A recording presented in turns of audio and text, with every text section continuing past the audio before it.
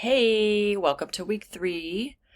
I just want to say, not an apology necessarily, but like a recognition that last week was a little bit heavy. There was a lot of work. It did build upon itself and ended up being all part of the same document. But that being said, that doesn't mean it wasn't a lot of work. So I recognize that, and I want to say that this week I prepared a little less on the workload, partially because I think it's cool for us to have just a little lighter week, midway, I guess, through. Are we midway through? The last day of class is the 17th of July. So I guess that puts us about halfway through at this point. No, 1, 2, 3. It does. Y'all. Week 3 is halfway. Okay. I had to confirm with my calendar that's so what I wanted to say is this week will be a little bit lighter, partially because not everybody actually finished everything from last week yet, and that's okay. You can still turn it in, and I still want you to turn it in. Focus on the big thing, right? The end product. Just know that the end product is a compilation of all of this stuff. You're putting everything into that final product. I explained this last time. The video is right here if you need to watch it again. But I wanted to leave a little bit of room for people to get caught up and keep it light. So we're starting with the review for comments thing again. So you're going to go back to assignment 1.4, which is your opinion piece.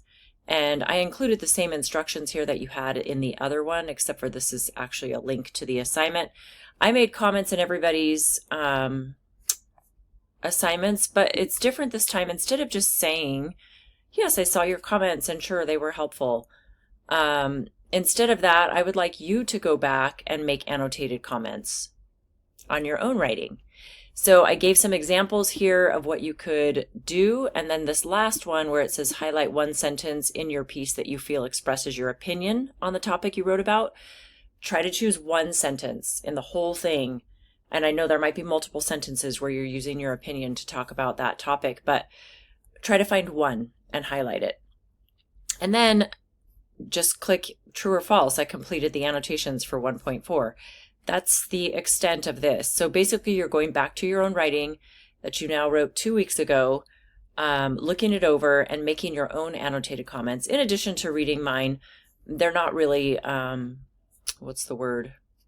They're not really like suggestive for like revisions or anything. They're more just commenting as I go. You'll kind of see that when you look at them. Okay, so that's the first thing. I'm making that due Monday because I feel like it's a lighter assignment. Some students commented that it's hard to start class on a Monday and have something due that same day. It's summer school. That's kind of how it goes. However, I did push the bigger stuff to later. So starting on Tuesday, you'll be working on this ad analysis. You can definitely start it on Monday, finish it on Monday, turn it in on Tuesday, whatever works for you. When you're finished with the ad analysis, you're going to take some of your answers and post them into the discussion. I actually made this discussion a full group discussion because there's going to be so many ads that people pull from that I want you to see a lot of them versus a little bit of them. So we're not doing small group discussion this week. So for this ad analysis, you're going to choose something on the internet. It needs a link so that you can put the link in your assignment. These are 2 ads that I chose for no reason except that they maybe made me laugh. So you can watch those just to see like an example. And then when you open your document, put the link to the ad in your document to start. That's step 1. Step 2, you're analyzing the ad by answering all of these questions. Okay. This is an example of an answer to number 7.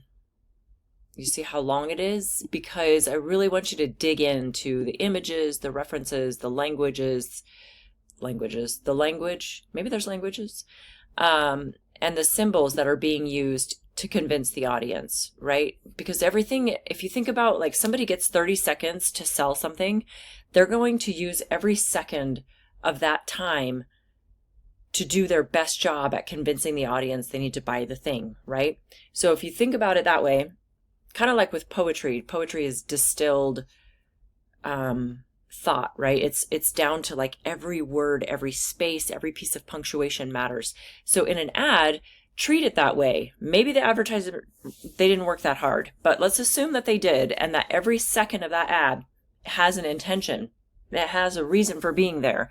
So what's in the ad that is supposed to be convincing the audience? So when you read this example, you can see kind of how I picked apart the baby nut ad, which sounds hilarious, but whatever, just it's fine. Anyway, and then step 3 is a paragraph response. So you're thinking about what you wrote in steps 1 and 2. Actually, you didn't write anything in step 1. Thinking about what you wrote in step 2, I should probably change that.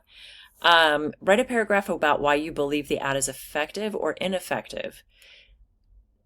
It may not be effective for you, but is it effective for the audience it was trying to reach? That's kind of more the question I want you to answer, because it could be something that's targeted. Like if you watch the baby nut ad, you'll see that it's targeted. You may not see it, but I feel like it's targeted to people my age. So like 50, I'm 52, 52 up to like maybe late 60s, because all of the images of the people in that commercial are from my childhood, right? The references are from my childhood time.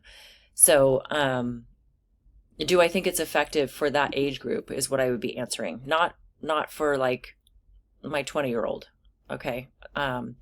So is it effective?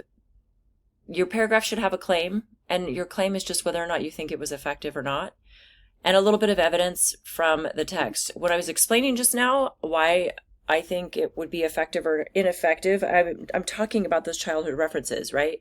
Do I think having the Kool-Aid man in a commercial is going to like reach out and touch people's hearts that are my age?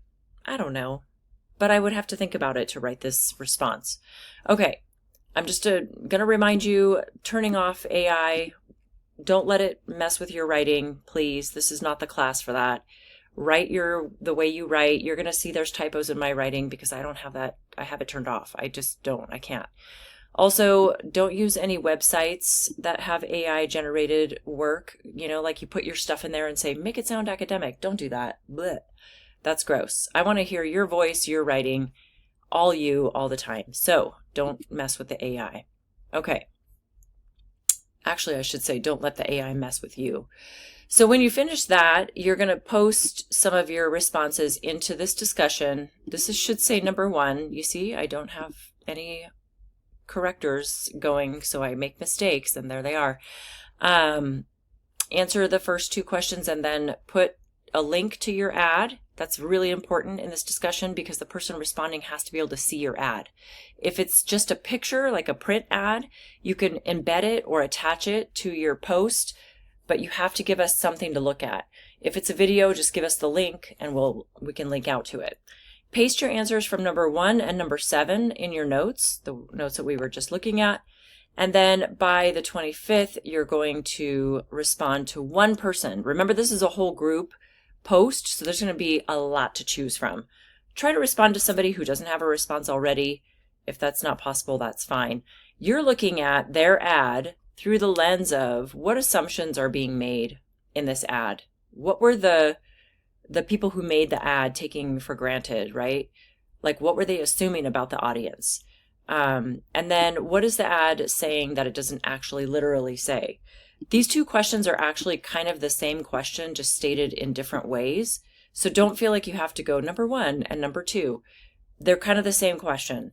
And then I gave an example, again, back to the baby nut ad, which is what it's called, and how I might answer that question based on that ad.